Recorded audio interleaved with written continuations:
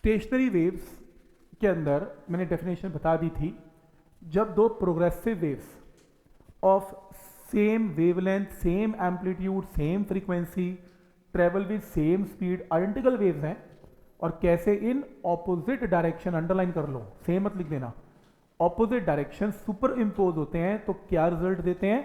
Stationery waves. अब stationery waves हम कहाँ बनाने वाले हैं?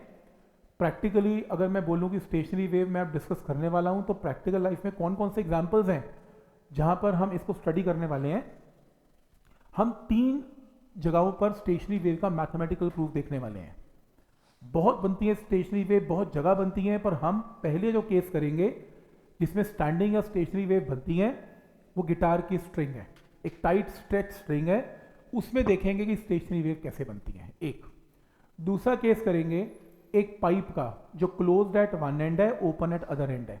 तुम एक बॉटल लो, बॉटल से आप एक एयर ब्लो करो तो आप देखेंगे उसमें आवाज़ आती है ना। कोई भी खाली पाइप लो, आप एयर ब्लो करोगे तो आवाज़ आएगी, तो वो उसके अंदर स्टेशनरी या स्टैंडिंग वेव जनरेट हो रही है। जबकि आप ऐसे एयर ब्लो करते हो आवाज़ नहीं आती, तो उसमें पाइप में हल्की सी आवाज़ आती है, तो ये एक स्टेशनरी वेव बनती है। उसमें कैसे बनती है वो दिखाऊंगा। और लास्ट है ओपन पाइप। ओपन पाइप में भी अगर आप यहाँ से एयर ब्लो करेंगे तो एयर जब यहाँ जाएगी तो भी इसमें कुछ अलग सी आवाज़ आएगी। ये 3 चीज़ें हम डिस्कस करने वाले हैं। तो आपके सिलेबस में 3 जगह स्टेशनरी वेव की डिस्कशन है, एक वाइब्रेटिंग स्ट्रिंग और एक एयर कॉलम। जो पाइप के जो कॉलम है उसमें एयर होती है, उसको एयर कॉलम बोलते हैं।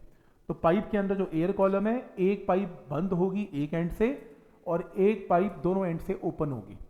पाइप दोनों एंड से क्लोज मत करना, फिर हवा कहाँ मारोगे और आवाज़ कहाँ से आएगी।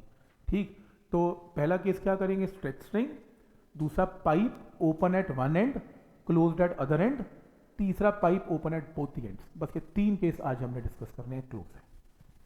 ठीक।